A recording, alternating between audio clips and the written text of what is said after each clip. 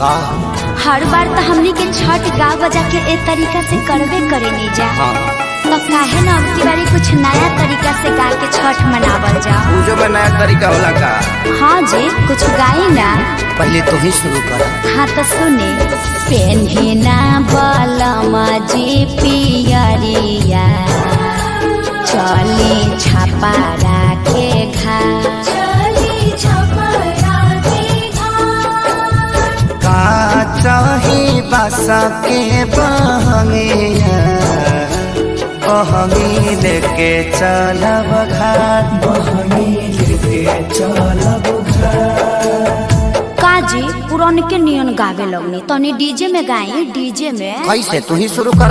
हाय से पेन्हिना बलमा जी पियरिया ए जी पेन्हिना बलमा जी पियरिया चली छापा राखे घाट चली छापा राखे घाट। का चाही बासा के बहंगिया बहंगी लेके चलब घाट बहंगी लेके चलब घाट।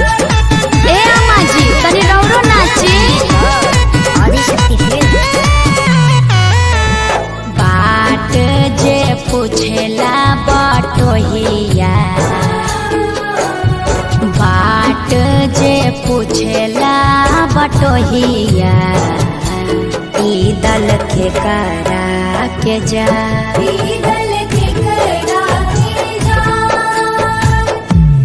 तू तया धरा हवे रे बटोहिया तू तया धरा होइबे रे बटोहिया ई दल छाठी माई के जाय ई दल छाठी माई के जाय।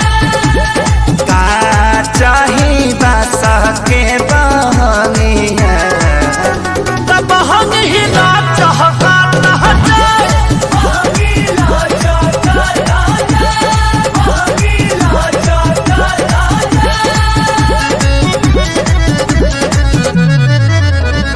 करी न सासु आमा जी तैयारिया अर्घ के बेरा बीतल जा